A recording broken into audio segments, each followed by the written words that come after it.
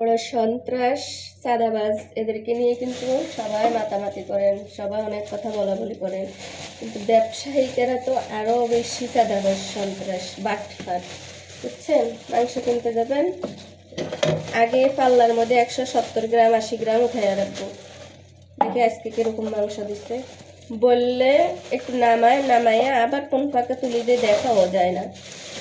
আর অর্ধেক হাড্ডি দিব, মাংস কিনবেন যতটুকুই কিনেন অর্ধেক হাড্ডি দিব, এরপরে মাংস যে অর্ধেক থাকবে এখান থেকে আবার চর্বি দিব, চর্বি আর মাংস মিলে অর্ধেক দিব।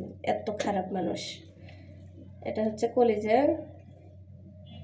কলিজা মোটা অংশ বিক্রি হয়ে গেছে, এটা একেবারে পাতলা, বেশি একটা পাতলা না তারপরও। আর এটা হচ্ছে গিলা। দেখেন কত বড় হাড্ডি দিছে, কত বড়। হাড্ডির মধ্যে কিচ্ছু নেই, শুধু হাড্ডি, চর্বি হাড্ডি মিলাইয়া তারপরে দিব। এই যে এখানে আরো একটা হাড্ডি আছে, অনেক বড় হাড্ডি। এটাও ওজনে তো কম দিব।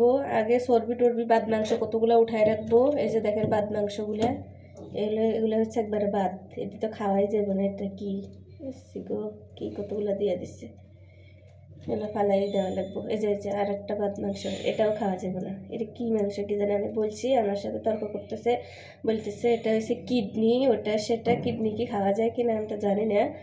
এটা কি দেখছেন, কত এটুক মাংস যদি আমরা ফালাই দিই, খামু কি এটুক মাংসের থেকে? আরও আছে, এটাও বাদ, এটাও ফালাই দেন লাগবো। হ্যাঁ আল্লাহ। মাংসের দোকানে যান, মাছ দোকানে যান, যে দোকানেই যান, বাটফারে ভরা। মাছ দোকানে যাবেন, যে পাল্লাত করে মাছ মাফি দিব বা যে বলের মধ্যে দিব, ওই বলের মাপ কিন্তু বাদ দেয় না। বলের দামই আছে আপনার 30 টাকা 35 টাকা ওজন উঠে থাকে, ওই 35-30 টাকা দেবেন। আর যারা অল্প মাছ কিনে তাদের তো লস, যারা বেশি কিনেন তাদের হয়তো লস কম হয়। কিন্তু এত হারামি, আল্লাহ কবে যে এদের বিচার করবো আর কবে যারা ভালো হইব আল্লাহ ভালো জানে।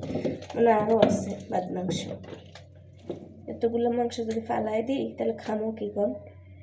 আল্লাহ ওদেরকে হেদায়েত করেন।